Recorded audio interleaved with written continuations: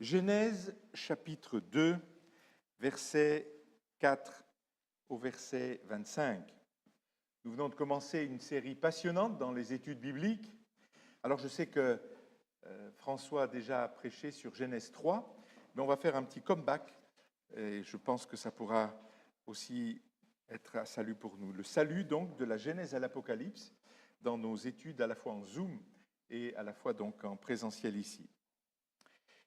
Donc je commencerai au verset 4. Voilà le ciel et la terre qui ont été finis. Telle fut l'histoire du ciel et de la terre quand ils furent créés. Lorsque l'Éternel, Dieu, fit la terre et le ciel, il n'y avait encore aucun arbuste des champs sur la terre, et aucune herbe des champs ne poussait encore, car l'Éternel n'avait pas fait pleuvoir sur la terre, et il n'y avait pas d'homme pour cultiver le sol. Cependant, une vapeur montait de la terre et arrosait toute la surface du sol. L'Éternel Dieu façonna l'homme avec la poussière de la terre. Il insuffla un souffle de vie dans ses narines et l'homme devint un être vivant. L'Éternel Dieu planta un jardin en Éden, du côté de l'est. Il y mit l'homme qu'il avait façonné. L'Éternel fit pousser du sol des arbres de toutes sortes, agréables à voir et porteurs de fruits bons à manger. Il fit pousser l'arbre de la vie au milieu du jardin, ainsi que l'arbre de la connaissance du bien et du mal. Un fleuve sortait d'Éden pour arroser le jardin. Et de là, il se divisait en 4 bras. Le nom du premier était Pichon. Il entoure le pays de Havila et où se trouve l'or. L'or de ce pays est pur. On y trouve aussi le bdellium et la pierre d'onyx. Le nom du deuxième fleuve est Guillon. Il entoure tout le pays de Cush. Le nom du troisième est le Tigre. Il court à l'est de la Syrie. Le quatrième, c'est l'Euphrate. L'Éternel prit l'homme et le plaça dans le jardin pour qu'il le cultive et qu'il le garde. L'Éternel Dieu donna cet ordre à l'homme: tu pourras manger le fruit de tous les arbres du jardin, mais tu ne mangeras pas du fruit de l'arbre de la connaissance du bien et du mal, car le jour où tu en mangeras, tu mourras, c'est certain. L'Éternel Dieu dit: il n'est pas bon que l'homme soit seul. Je lui ferai une aide qui soit son vis-à-vis. L'Éternel Dieu façonna à partir de la terre tous les animaux sauvages et tous les oiseaux du ciel, puis il les fit venir vers l'homme pour voir comment il les appellerait. Il voulait que tout être vivant porte le nom que l'homme lui donnerait. L'homme donna des noms à tout le bétail, aux oiseaux du ciel et à tous les animaux sauvages, mais pour lui-même, il ne trouva pas d'aide qui soit son vis-à-vis.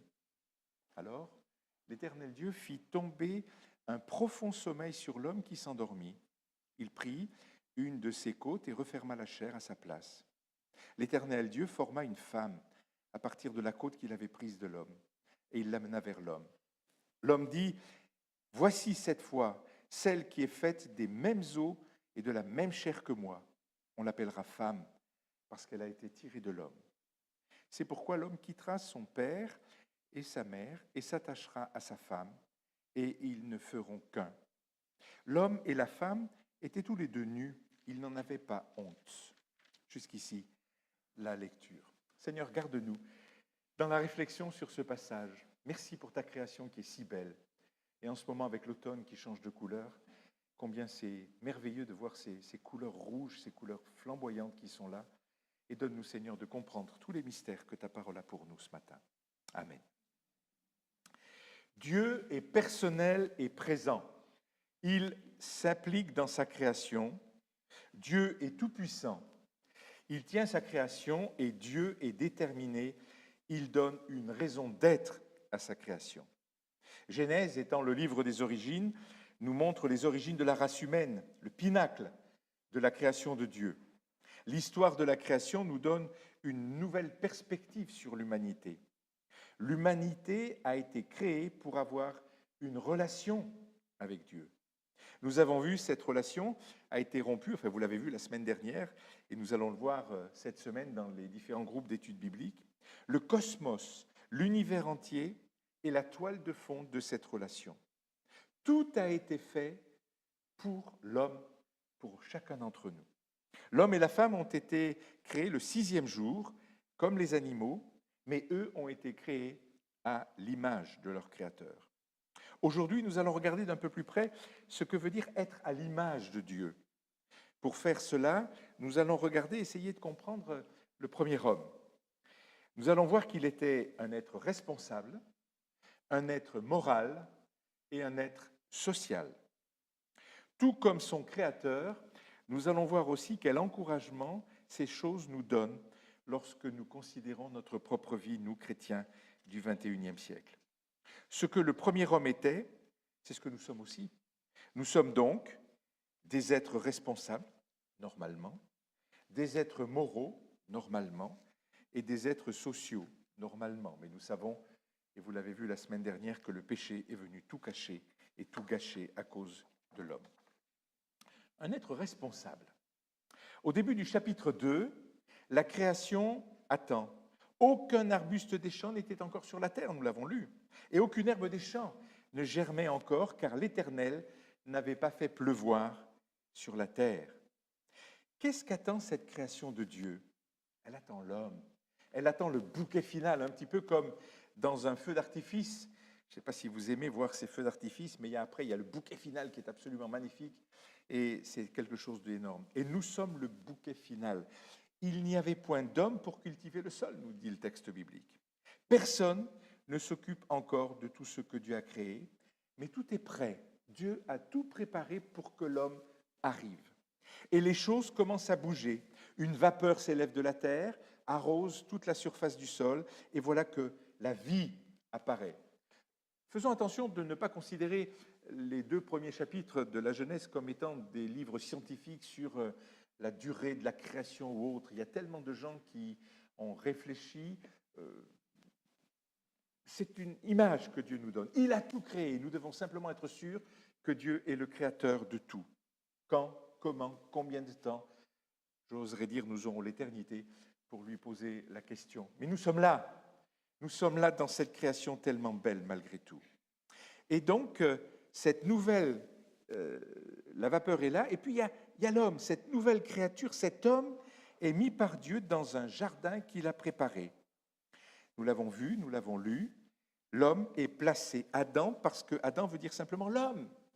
Et au verset 15, nous apprenons que Dieu a mis Adam dans le jardin, non pas pour y faire rien, mais au contraire, pour le cultiver et pour le garder. Le travail faisait partie du rôle créateur de Dieu pour l'homme. Certains pensent que le travail est le résultat de la chute. Vous savez, j'ai entendu quelquefois certains syndicalistes dire que c'est l'homme qui corrompra. Non, Dieu nous a demandé de travailler dès la création, de prendre soin. Sauf que sans doute, eh bien, la terre était beaucoup moins difficile qu'elle ne peut l'être maintenant, et beaucoup moins basse aussi.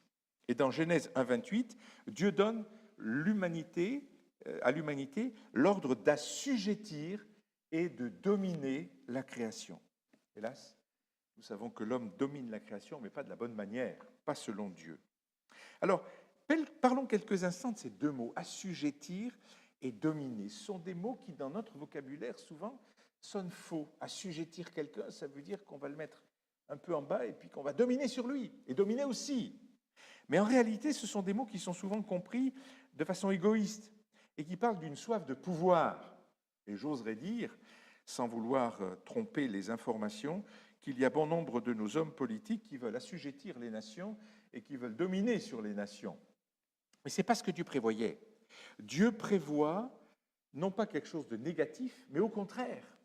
Assujettir, ça voulait dire sans doute cultiver la terre, faire fructifier le trésor que Dieu avait donné. Et le verset 15 du chapitre 2 nous donne une certaine clarté lorsque nous voyons qu'il est dit, voilà, tu dois cultiver, tu dois garder. Il y avait une mission que Dieu avait donnée à l'homme. Non pas d'être dans un relax 24 heures sur 24 dans le jardin d'Éden en regardant, oh c'est beau, etc. Non, il fallait que tu bosses, Adam. Il fallait que tu tiennes compte, il fallait que tu fasses quelque chose pour la beauté que Dieu avait mis pour toi dans ce jardin. Et nous comprenons mieux donc assujettir et dominer si nous comprenons la notion de cultiver et de garder. Parce que les deux vont de pair, main dans la main. Assujettir et cultiver vont ensemble. Ça veut dire s'approprier, domestiquer, mettre les choses en ordre pour que cela pousse bien. Je ne sais pas si vous avez des jardins chez vous, mais en réalité, le fait de dominer sur votre jardin, c'est quoi? C'est éviter que votre jardin devienne une jungle où vous êtes obligé d'aller au fond du jardin avec un coupe-coupe pour arracher tout ce qu'il y a là. Alors, ce n'est pas évident, parce qu'aujourd'hui, on sait que les mauvaises herbes, elles poussent bien. Nous étions chez notre fille il y a 2 jours, et je me suis un peu mis au jardin pour enlever ces mauvaises herbes. Vous savez, qui poussent le long des barrières, là, qui ont des trucs profonds, et c'est pénible à enlever. C'est un peu dur, mais bon, voilà. Mais il faut le faire, sinon, tout gagne. Vous avez peut-être vu d'ailleurs des maisons qui sont en ruine, et puis tout d'un coup, il y a un arbre là qui apparaît au milieu de la maison, parce que les choses n'ont pas été faites correctement. Quand nous faisons travailler quelque chose pour notre bien, nous sommes en train d'assujettir, de cultiver.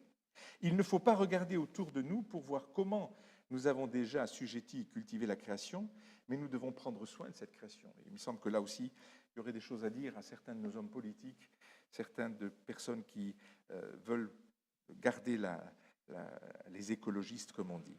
Garder et dominer. Dominer, ça veut dire régner sur quelque chose, mais quand Dieu nous dit de dominer, ce n'est pas dans le sens négatif du terme, c'est au contraire pour faire valoriser les choses. Y compris, nous avons des talents les uns et les autres, et nous devons faire fructifier nos talents pour l'honneur et pour la gloire de Dieu. Donc Dieu donne des responsabilités à l'homme, assujettir et cultiver, dominer et garder. C'est le mandat du Créateur pour sa création. Ce sont des choses qui sont dans le dessein de Dieu pour l'humanité. Cela veut dire que c'est le dessein de Dieu que nous travaillons. Alors peut-être que demain, vous allez dire, Seigneur, je dois aller au boulot, est-ce que c'est vraiment ton dessein? Oui, travailler. Alors déjà pour gagner sa vie, pour remplir nos assiettes, pour acheter des vêtements, pour pouvoir faire plaisir à certains avec des cadeaux. Mais le travail, c'est Dieu qui l'a créé. Et nous devons honorer le travail. Ça sous-entend, et Paul le dira d'ailleurs dans des épîtres, tout ce que vous faites, faites-le avec joie, non pour les hommes, mais pour Dieu. Et demain matin, je vous encourage à aller au boulot avec joie en disant « j'y vais pour le Seigneur ». Alors ne le dites peut-être pas à vos chefs ou à votre patron, parce que peut-être qu'il va vous trouver un petit peu dérangé, mais en tout cas, dans votre cœur, c'est ce que Dieu vous demande de faire. Et cet aspect de notre nature devrait nous encourager. Premièrement, il nous montre encore une fois que Dieu est déterminé. Il a un plan. Dieu n'a pas mis comme ça Adam dans le jardin en disant maintenant, vaille que vaille, tu te débrouilles. Non, il y a un plan. Et deuxièmement, dans le plan de Dieu, le travail est quelque chose de bien, qui a de la valeur. Le travail n'est pas simplement un mal nécessaire, c'est une chose que je dois faire et je dois la faire avec joie. Et puis en troisième lieu, quand nous travaillons, eh bien, nous reflétons l'image de notre Créateur. Nous avons été créés à l'image de Dieu. Donc, l'homme est un être responsable. Or, nous savons qu'avec le péché qui est entré, l'homme est devenu irresponsable dans tellement de domaines, y compris dans la gestion de la nature qui l'entoure. Parce que Dieu est un Dieu responsable. Dieu a tout fait bien. Et à la fin, Dieu vit que cela, tout ce qu'il avait fait, et il vit que cela était très bien pour l'homme et pour la femme. Ensuite, il y a cette notion d'un être moral. Genèse nous parle du jardin d'Éden. Ce jardin est planté à l'Orient par Dieu, et il y avait des arbres de toute espèce, agréables à voir et bons à manger. Le nom Éden, d'ailleurs, veut dire plaisir. Et donc, c'est un jardin conçu pour le plaisir de la créature ultime de Dieu. C'est un jardin ou un lieu où l'homme que Dieu avait créé serait heureux. Le plan de Dieu était le bonheur éternel pour l'être humain. Et nous voyons qu'il y a un fleuve qui l'arrose et qui ensuite est divisé en 4 fleuves différents. 2 de ces 4 existent encore, l'Euphrate et donc le Tigre, qui sont dans ces régions donc, d'Asie là-bas, de Moyen-Orient, j'y arrive. Beaucoup de gens ont essayé de trouver la position du jardin d'Éden. Il y a eu des tas de choses qui ont été faites. L'idée, ce n'est pas de savoir où ça a été. L'idée, c'est de savoir que ça a été fait pour le bonheur de l'homme. Et la chose capitale que nous devons savoir en ce qui concerne le jardin d'Éden, c'est un lieu créé pour l'homme, pour que l'homme soit émerveillé de ce que Dieu avait fait. C'est d'ailleurs le lieu où Dieu rencontrait l'homme, le lieu de la rencontre intime entre le Créateur et la créature. Et puis, Genèse nous dit quelque chose de plus sur le jardin. Il y a 2 arbres. L'homme peut manger de tout, sauf. Il y a l'arbre de la vie et l'arbre de la connaissance du bien et du mal. Nous ne savons pas comment étaient ces arbres, la Bible ne nous dit pas, mais en tout cas, il n'y a pas des choses magiques qui sont là, mais il y avait 2 choses, d'où la notion aussi, eh bien, l'homme, un être moral. Dieu lui avait dit, tu pourras manger de tout, sauf. Vous savez, c'est un petit peu l'arbre qui cache la forêt, comme on dit. L'arbre de vie, Dieu est l'auteur de la vie, et l'arbre est un symbole de la vie qu'Adam possède en Dieu. C'est assez intéressant de voir qu'il connaît la vraie vie, la valeur spirituelle, qui se trouve toutes ses sources en Dieu. Et cet arbre de vie, nous le retrouverons à la fin, dans l'Apocalypse, dans cette merveille, rencontre, où de nouveau, il y aura un re-Éden dans la présence de Dieu, mais là, il n'y aura plus de notion de péché. Nous serons dans la présence même du Seigneur. Ce sera l'arbre, la guérison des nations, toutes en Jésus-Christ. Et puis, il y a l'arbre de la connaissance du bien et du mal. Puis, nous savons que cet arbre est là. Cet arbre représente en réalité le choix moral. Tu pourras manger de tout, sauf. Donc, il y a un acte moral que l'homme devait faire. Tu pourras manger de tous les arbres du jardin, tu ne mangeras pas de l'arbre de la connaissance du bien et du mal, car le jour où tu en mangeras, tu mourras. Dieu dit, ne touche pas. Et Adam a un choix à faire, obéir et vivre avec Dieu, ou désobéir et mourir sans Dieu. Et nous savons bien le choix qu'Adam a fait. Alors certains diront, ce n'est pas Adam, c'est Ève. C'est toujours plus facile d'accuser l'autre. D'ailleurs, quand Dieu va se présenter, hein, ah non, c'est celle que tu as mis à mes côtés. Or, Dieu avait dit à Adam, tu pourras manger de tout, sauf, c'est-à-dire qu'Adam n'a pas fait son job de mari. Il aurait dû dire à sa femme, non, n'y touche pas. Dieu m'avait dit de ne pas y toucher. Et en fin de compte, il s'est laissé attendrir par sa femme, ce qui veut peut-être autre chose. Mais bon, ça rentrera un autre domaine, des fois les relations entre les hommes et les femmes. L'arbre n'était qu'un objet dont Dieu s'est servi pour présenter le choix. Tu as un choix, tu as des choix moraux à faire. Adam avait déjà en lui la capacité de choisir. Certains diront, non, mais Adam, il ne savait pas, le pauvre. C'est l'ennemi qui... Non, Adam savait, Dieu lui avait dit. Dieu lui avait mis un choix. Au même titre que dans toutes les actions que nous faisons les uns et les autres, nous sommes devant des choix. Bons ou mauvais, très bons ou très mauvais. Et reconnaissons-le, depuis le chapitre 3 qui suivra le chapitre 2 de la Genèse, eh bien l'homme a choisi souvent le très très très mauvais. Cela venait du fait qu'il était fait à l'image de son Créateur. Donc comme Dieu est un acte est moral, l'homme aussi l'était de la même manière. Et il y avait déjà cette notion de connaître le bien et le mal, et donc Dieu lui avait dit. Et donc nous sommes des êtres moraux. Nous avons été créés ainsi. Dieu donne à chacun la capacité de choisir. Je ne sais pas si vous avez vu la publicité pour une marque de voiture à la télévision. On voit un petit garçon qui est à la cantine avec son plateau, et puis il y a la cuisinière qui lui montre les pâtes ou le riz. Et il ne peut pas choisir. Et puis, pof, il tombe à la renverse. Et puis, on le montre aussi à un anniversaire où on lui fait choisir des cartes et il n'est pas capable de choisir. Bien sûr, le jour où il a vu une Volkswagen, il a bien choisi la voiture. Et le psychologue et le psychiatre chez qui il a dit « Ah, enfin, il y a quelque chose qui se passe. » Nous avons le choix. Dans toutes les actions que nous avons le choix. Dans les petites choses comme dans les grandes choses. Et nous sommes tous devant des choix de vie, des choix des études, des choix d'un conjoint pour les plus jeunes. Choisissez bien. Le choix aussi du travail, le choix, toutes sortes de choses qui sont importantes.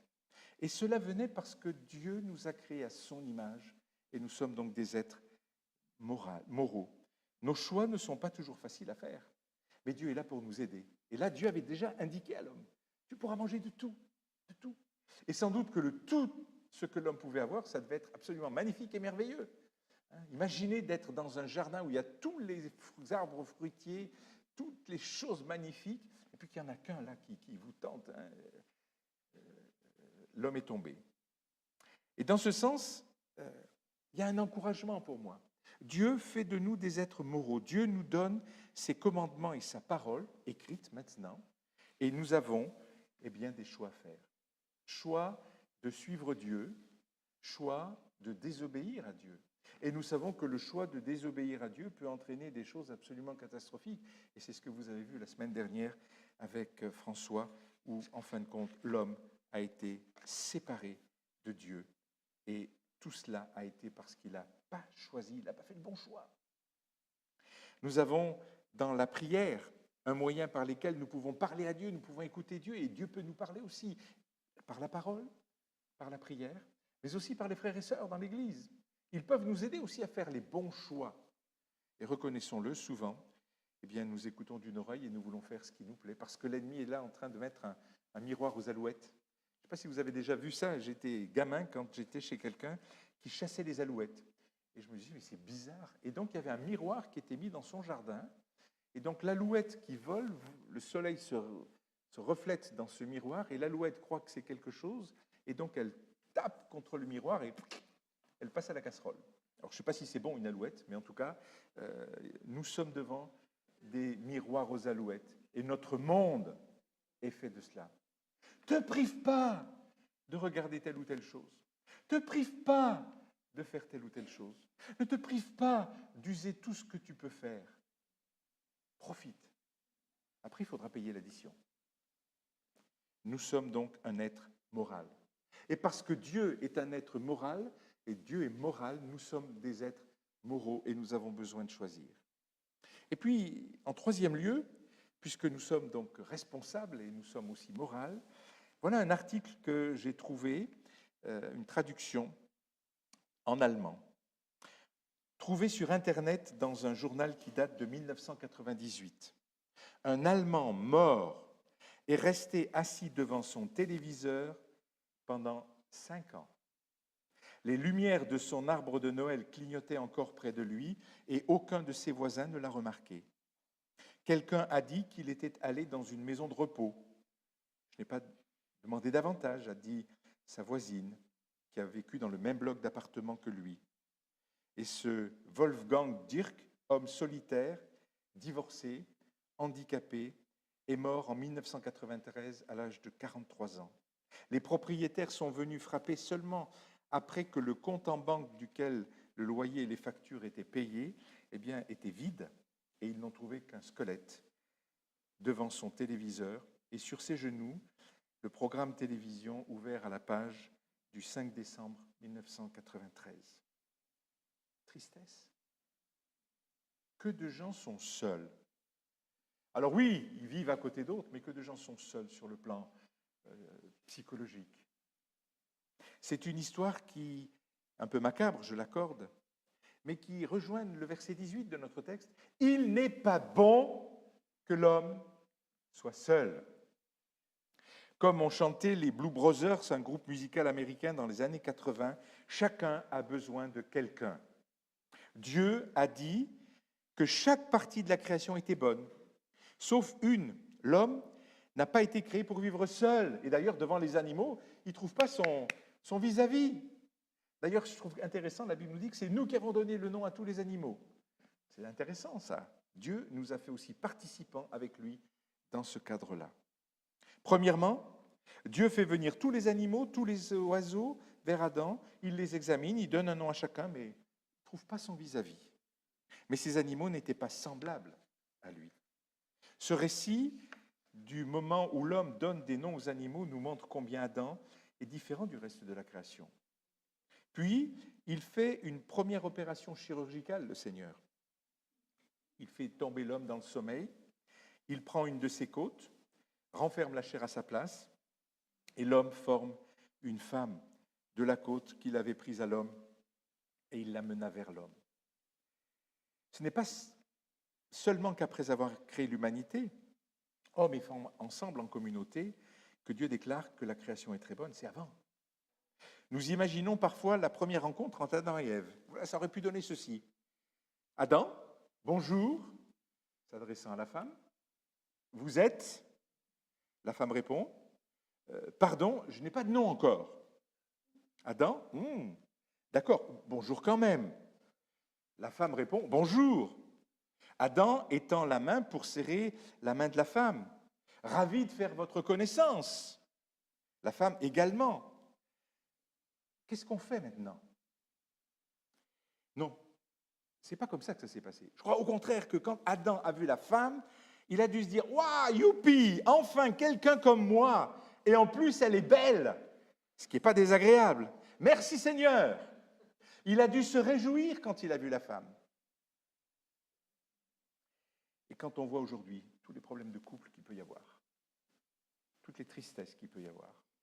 Pourquoi? Parce qu'on n'est pas dans le plan de Dieu. Dieu a donné à Adam quelqu'un qui lui est semblable. Et combien Adam devait être heureux. Alors vous savez, il y a des gens qui disent, oui, mais la femme, elle a été tirée de la côte de l'homme, donc ça veut dire qu'elle est plus basse que l'homme. Non, c'est son vis-à-vis. Voilà mon vis-à-vis. Au verset 24, nous avons un commentaire sur le mariage. Le récit de la création de la femme nous a été donné pour montrer comment Dieu a institué le premier couple. Quitter ses parents, s'attacher à sa femme, vivre en communion avec elle, et une seule chair, c'est le lien sexuel, le devoir conjugal. Dieu avait un plan, et Dieu veut aussi que l'être humain doit être social. Mais dans ce récit, nous montre aussi l'importance. Il n'est pas bon que l'homme soit seul. Nous avons besoin des autres. Et non seulement, bien sûr, dans le cadre du mariage, mais aussi dans le cadre de la société dans laquelle nous sommes.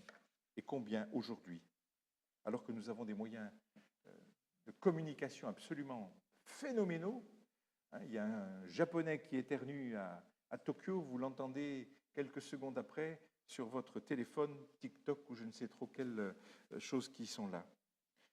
Il n'est pas donné à tout le monde d'être marié, mais il est donné à tout le monde d'avoir des relations avec les autres. Nous sommes des gens de relations. Nous devons vivre ensemble. Bien sûr, chacun a sa personnalité et on ne rentre pas dans le moule de tout le monde. Vous imaginez s'il y avait un seul moule et qu'on soit tous comme ça, on s'ennuierait beaucoup. Parce qu'en plus, on ne pourrait pas trouver de problème chez l'autre, puisqu'il serait comme moi.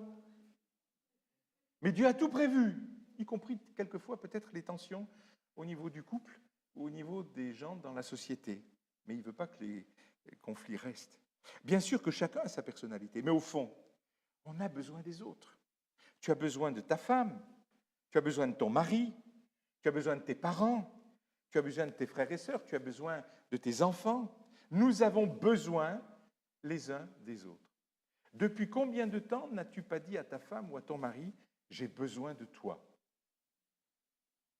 Alors, attention, pas pour la cuisine, pas pour accommoder les chaussettes, pas pour réparer la voiture ou changer le pneu, simplement parce que tu es mon égal.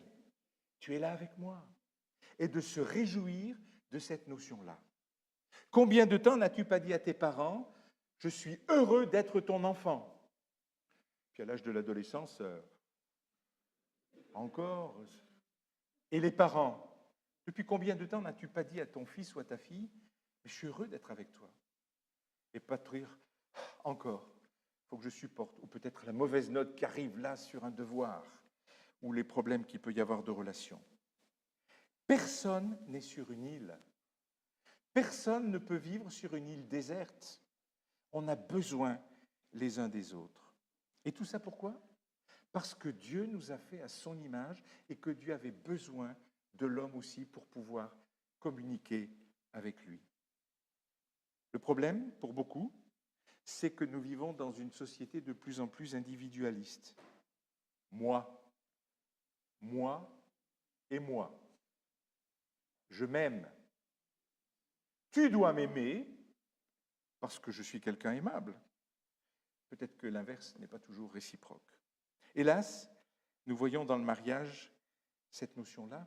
Nous sommes là pour aimer notre femme, aimer notre mari, encourager celui qui est notre premier prochain à côté de nous.